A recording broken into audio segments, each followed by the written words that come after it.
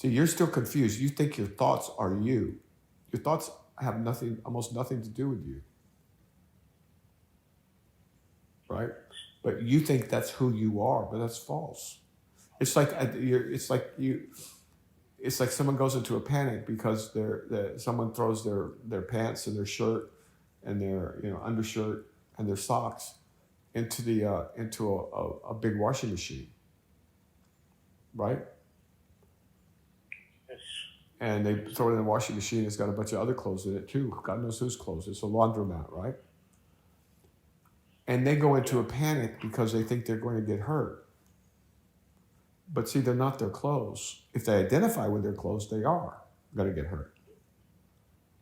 It's like someone, I've been fortunate in my life. If my car gets scratched or hit or something like that, even if it's a nice car, for some reason I just kind of go, oh well. I mean, now that I'm older, but I'm saying that as I've gotten older, if somebody scratches my Tesla, for example, the one that I got in 2016, it's like, oh well, that's why it's made of metal, and that's why cars are always going to get hurt, right? But I don't identify with that Yes. car. Okay. Now, if I were a younger man and I'd been saving for 2 years to buy my Ford Mustang or my Tesla Model Y or 3, Yeah. then it would hurt me if somebody hurt my car, because I had identified the car was an extension of me. And we see this in Yes. other examples, things like cell phones, right? Or saved games. That's another one. If you have a saved game, that's like an extension of you. You want to protect it at all costs. I definitely have those. I'm not gonna disagree with that. But Something everybody does. along See, the those point is, you got lines. to understand everybody does too, right? Like I have a story. Hell, I'll just tell it. It's about my mother. My mother was a very good woman, right? But she had this Yes. one. Nobody's perfect, right? And she had this one vice that she only got to indulge maybe once every 2 years or something like that. She would make a trip to Las Vegas with her sister and with my grandmother. And these three women, they'd have a great time. They'd have a blast, right? Playing the slot machines, right? Yes. But my mother wouldn't let go. Once she felt like the machine was hot. She knew it was hot, and she didn't want anybody to mess with it. She didn't even want to go to sleep because she was scared that she was going to lose the payout, right? And so finally, my sister and my grandmother forced her. They said, "Look, Grace, you can't do that. You got to get some sleep, and you got to go upstairs, and you got come on. We're not just here to gamble. We're here to see the sights, and we got to get up early in the morning, and there's more to life than just the slot machines." And she said, "Okay, I'll go up. I'll go up at 11, right?" So at 11 o'clock she goes up. But before she goes up, she tells the management that she wants them to lock down her machine, right? So It's they've like agreed. They saving say, "Oh game. yeah, we'll save this machine for you for a while, right? As a favor. We won't let anybody else play it." And she goes, "Oh, thank God," or whatever, right? Because she's sure it's going to pay out. I learned the story It's from like a my. save game. I learned. Pardon me. No, sorry. Can you identify with this a bit? Yeah, it's like a saved game kind of thing. Like, Yeah, yeah, I'm saving it exactly, so that I can yeah, continue tomorrow. exactly. But I learned the story from my aunt, right? Not from my mother. So at about 2 o'clock in the morning, my aunt woke up for something or other, maybe to take a leak or something, 2 or 3 in the morning, and she notices my mother's not there in the hotel room with her. And so she immediately knows what's going on. She goes downstairs, and there's my mother at 3 in the morning on that same machine, right? Because she doesn't want to miss it. But see, that's her machine. You see what I'm saying? If somebody had come in and smashed that Yes. machine to bits, she would feel that it hurt her, right? Not in any real way, right? But she'd be pissed. And the other thing, just to round it out a little bit, my mother, she didn't believe in gambling, and but she was a very, very, clean living woman. I love her for that. But so when she'd come home, right, from Las Vegas from their their weekend or however long they went.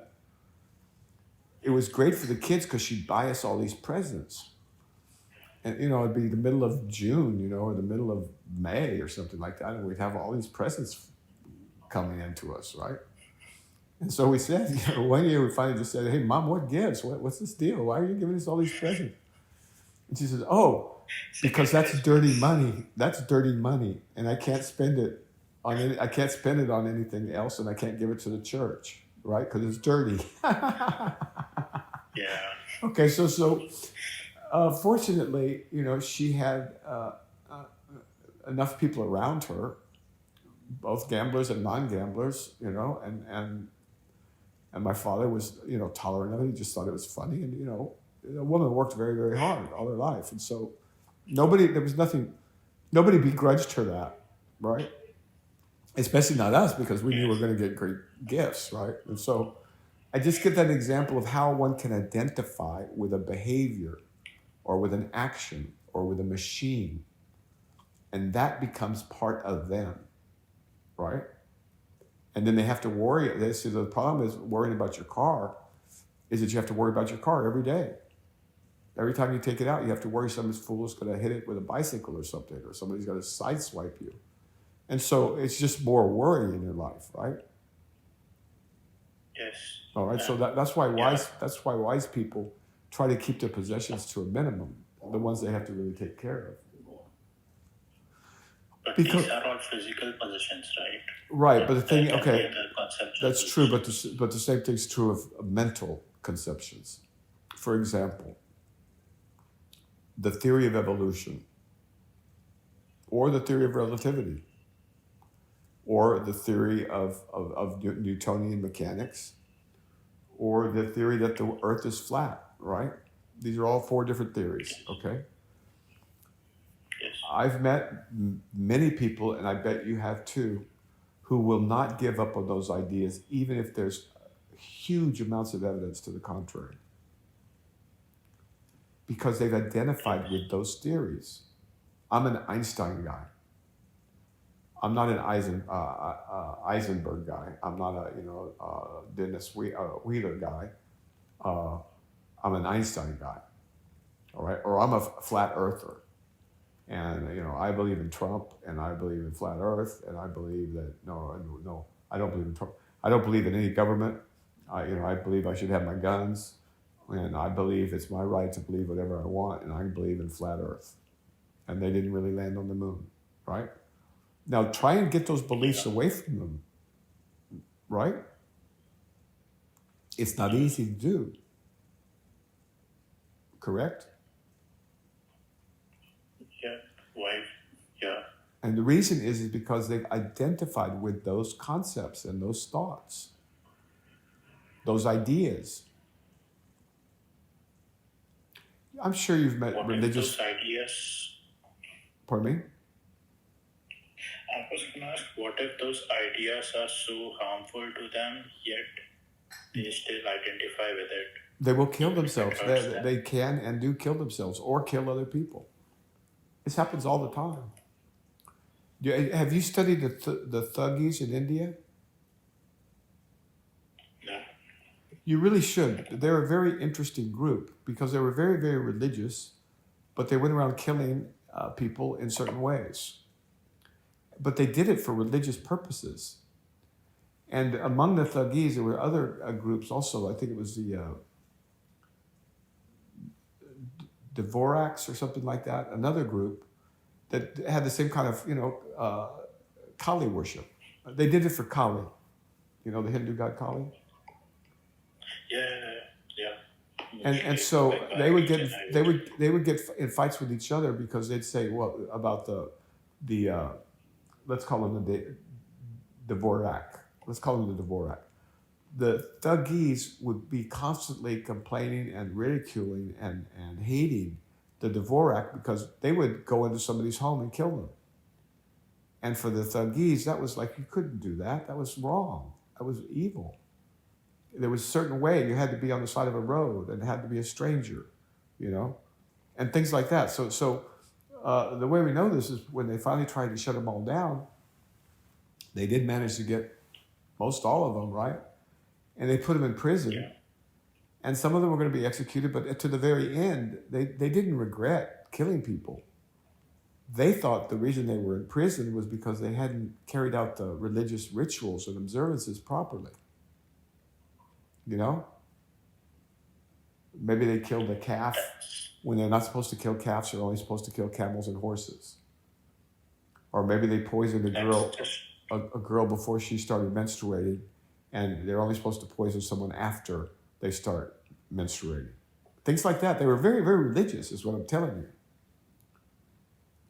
That's like basically says how perverse mind is in defending its positions. Absolutely, and the same thing's true. And you go to Nazi Germany, you can go to Pakistan now, you can go to Israel, you can go to South Africa, where they've decided that it's we have to kill the white people because they've destroyed our country. I mean, this is a history. Just go to Russia, go to China, go to any place you want. This is more true than not. And the problem is that people identify with their minds and their thoughts. And it's very hard to get them to let go of them, right? Now, you have been infected with such same thoughts. I mean, yours aren't nearly as severe, obviously, right?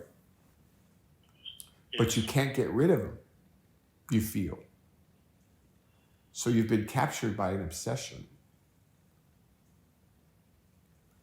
And once you're captured by an obsession, it's like any other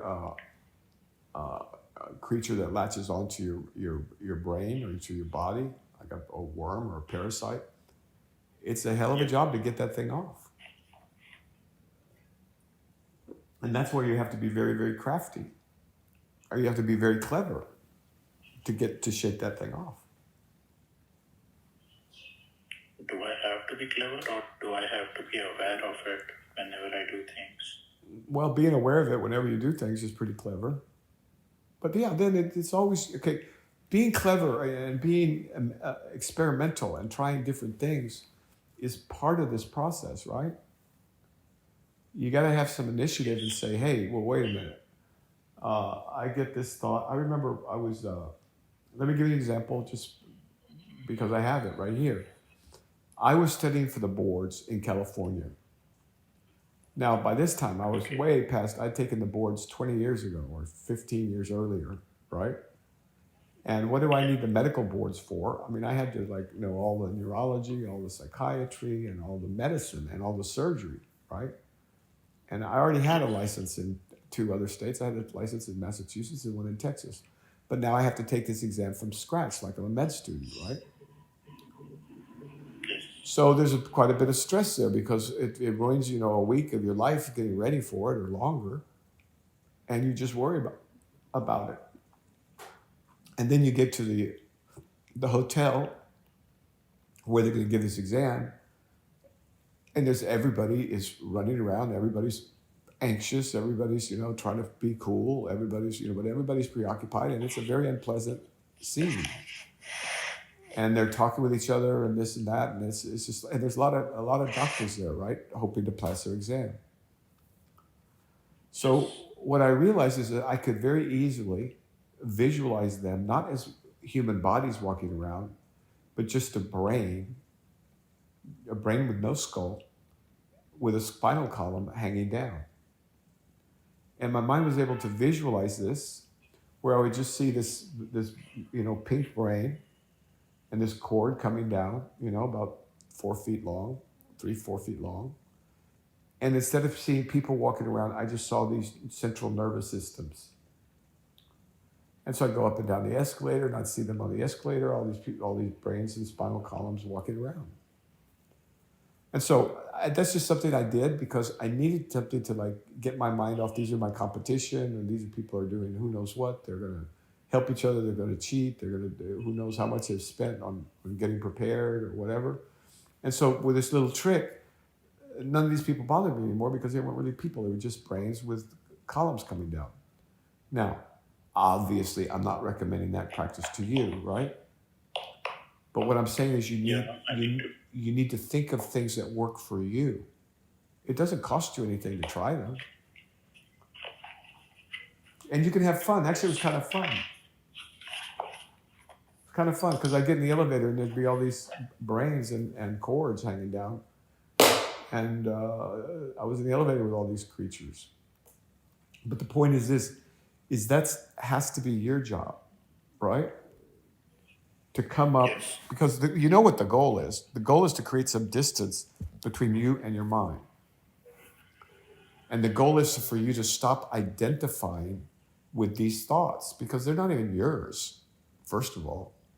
I bet I can go into wherever you work and I can find 50 people within an hour that if I interviewed, there'd be 85% concordance with your thoughts. Right? Yes. I mean, think about what you're saying. You're saying, I don't want to work. I'm worried about the future. I don't want to work all day and lose my life, right? Oh, I'd rather be doing this. I'm afraid of that, so on and so forth. It's those aren't your thoughts. Now you contribute to them when you persist, but you don't have to persist in them. You can just note them and say, hey, that's another one of those things that's not mine. And so once you become curious about what your mind really is, and once it clicks in your head, hey, wait a minute, these guys aren't joking. They just want me to understand my mind. My mind, which causes me all this suffering. Way too much suffering, my friend. Good God, you don't need to suffer like this. They just want me to understand just a simple step, that I am not my mind, that there's a space between what observes my mind, which is the real me, and my thoughts. Yes. Right? And then once you have that, then you can start figuring out ways to make that permanent. Does that make sense? Yes. So now in your dream, you're afraid of regression, and you should be, right? Because as you start coming down, you're not going to be able to do it with the same mind. You've learned up too much already, right? So the guardrails that you had going up the stairs aren't going to be sufficient coming down. So just keep going up, right? Yes. But then you say, oh, I'm afraid of heights. Well, yes and no. I mean, I can create situations where you wouldn't be afraid of heights. And that's really straightforward. You can go visit tall buildings and it'll go away. Or you can go to a hypnotist, that'll take it away. Or you can just hypnotize yourself, it'll go away. I mean, think of the denial that you get in an airplane, right? And fly to India. Yeah. How many people are in that plane? How many people are in that plane? Roughly. Roughly around 100, or since that would be a big plane, 400, 300 to 400. Okay, let's say it's 300 people in a plane. So you're in a big cigar tube, 6 or 7 miles over the earth. You're flying in a big metal cigar tube. Think about how much denial you have to put into place for that to work, right? Actually, none. Well, not for you, because you've accepted other people's thoughts on that, and good for you. Sometimes it's very useful. You know, you've seen these things where people walk on the fire coals. Yeah. Yes. How are they able to do that? The main thing is that they believe that they can. That's all. And now again, there's going to be lots of reinforcement. There's always people around, and they're cheering them, and they're, all the excitement and this and that, and they're supporting you with their minds, right? That's why you ever see a rock star when he's on stage and there's like 50,000 people in the audience. He's a completely different creature than he is when he's playing at home alone with his acoustic guitar. It's because he's taking the energy and the goodwill and the love of all those people, and he's absorbing it into himself, and then he's giving it back out. That's what a rock concert is, right? It's the crowd creates a huge ball of love, flaming ball of love. They direct it at the artist. The artist absorbs this and then transfers it into his performance, and the crowd goes wild and he feels great, and that's why they kill themselves afterwards, because what are they going to do after that? You know what I'm saying? It's hard to come down from that. So if once you start looking for it, you're going to see it everywhere. You're going to see it in how people raise their children. You're going to see it in how people toilet train their children. You're going to see it in how the things they choose to teach in school and not teach in school, right? Both the West and the East, you know, or what is it, Southeast Asia? No, what is it, Middle Eastern Asia? How do you refer to India? Yeah, I think Southeast or South Asia, I believe. South Asia? All right, South Asia. Yeah. So, all right, so this is all in the service of you learning to master your mind. And the dream definitely comes to help. It's a beautiful dream. You're fine if you keep going upwards, if you keep learning, if you keep growing, you'll be fine. You'll be better than fine, much better than fine. You'll look back and you'll go, holy crap, how did I do that for so long? But as you start coming back down, you know, some paths you can't easily turn back on. As a matter of fact, you may be getting to the point where you can't turn back anyway, because you realize that the guardrails and the things that you had in the past, they just won't hold you. You know too much now, right? All right. I kind of Go ahead. do. Yeah, no, I can observe things. That's what I just wanted to say.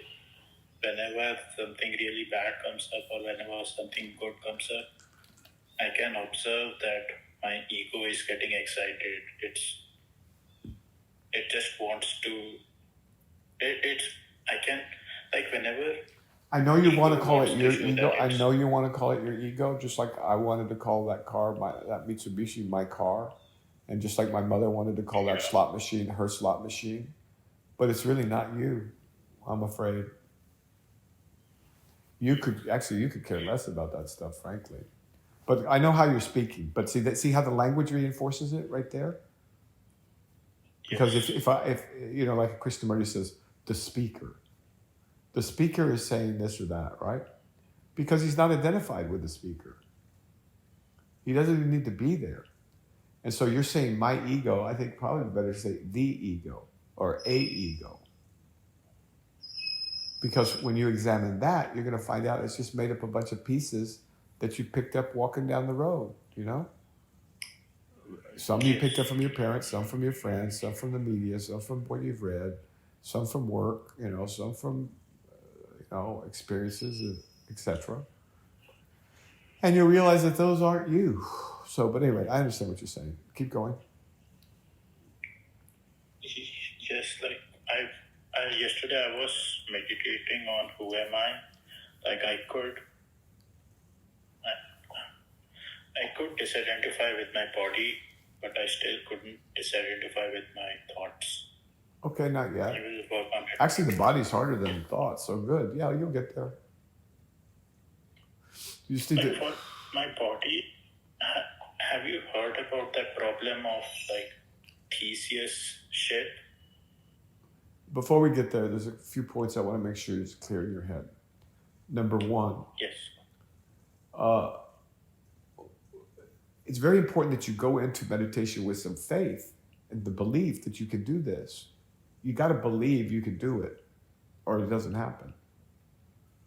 And then you don't need belief or faith, you know, because you know you can do it. So make sure you go in with a positive attitude. Say, hey, this is going to happen one way or the other, and it is, but I'm going to have to sit here as long as it takes, unless I just convince myself that I know I can do it, and I'll do it, because it's not that difficult, frankly. It's not that difficult. It's what the hardest part is, convincing people that they can do it. And the second thing, when you meditate, do you have a little smile on your face? I remember that tweet that you suggested when. Right. So have you been doing that? Have you been doing that? I do try to remind myself sometimes. When Okay. I start by smiling and then. Well, wait a minute. Start and then smile so you can feel the effect. And when you can start to feel the effect of that smile, you know, radiating through your body a bit, then you know you're sensitive and attuned, right? Because all times are not the same for meditation. It all depends on what states you're in. There's some states when it doesn't make sense for you to try to meditate because you're too agitated or too hungry or too sleepy. So you don't do it then, you do it some other time. All right, so those are 3 tips on meditation. Now, what was it you were going to bring up? No, nothing. Like regarding me not being my body, it reminds me of that Theseus ship problem. There you go, I exactly. think. Exactly. Yeah, the ship of Theseus. So you can also do it intellectually, right? Yes. You are a spirit that's inhabiting the body. And this is core. This is in every tradition. I can't think of any tradition, any cultural tradition that doesn't include this. But what happened is we all got branded between our eyes by this scientific method. And it's not really the scientific method. It's like, if we can't measure it, it doesn't exist. If we can't weigh it or see it, or measure something about it, it doesn't exist. And so that's just stupidity, and that's not really the scientific method. That's just materialist bias, right? But that's changing, right? I think, are there some things that can be measured at all? Like our mind can't perceive the Name something that totality can of be measured. reality. So Name something that can be measured absolutely in this universe without comparing it to something else. Name anything. Name one thing. yeah, like without comparing, there's no point. Exactly. So we aren't measuring, we're comparing. That's all. You see?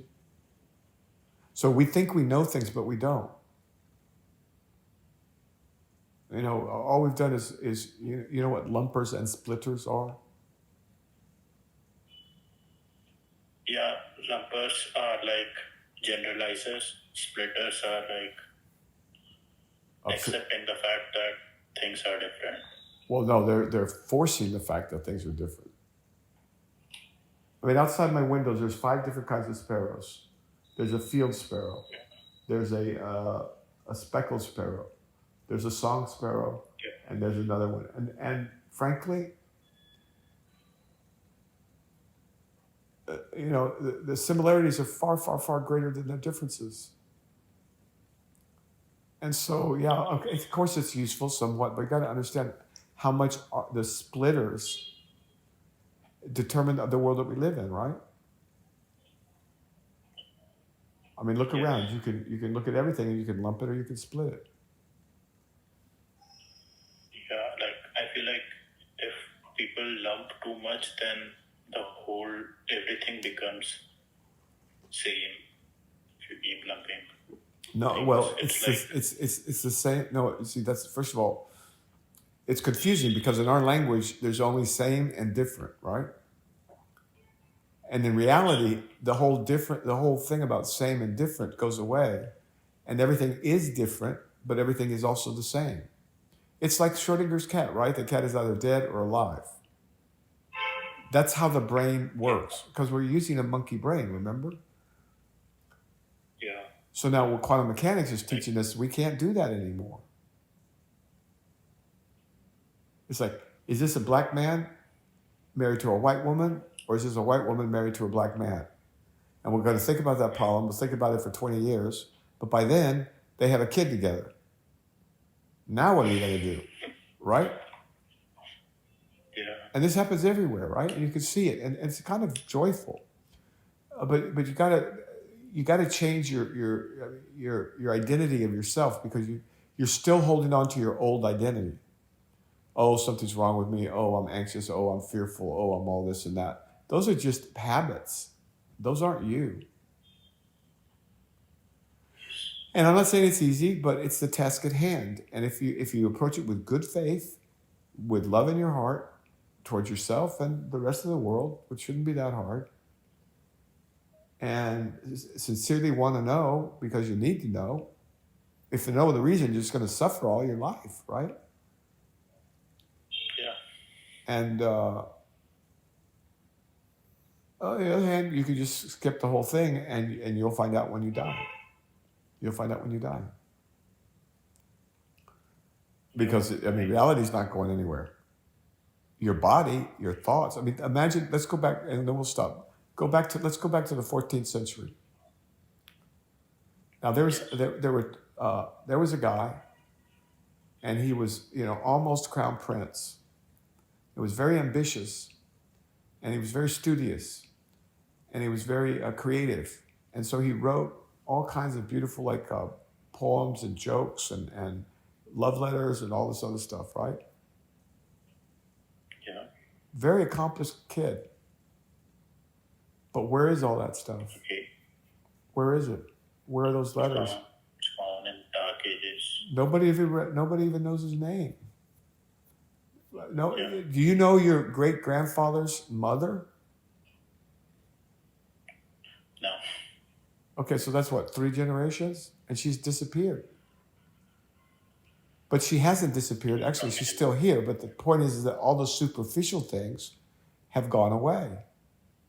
That's what we call the temporal world. That's what we call the relative world. That's what we call the world of impermanence. That's what we call the false world, because everything in it has already announced its departure. You see?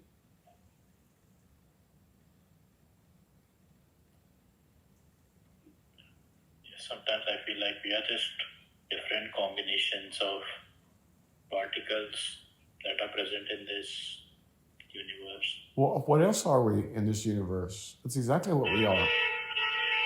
That's exactly what we are. I like those words. Okay, that's the street telling us we have to stop. Yes.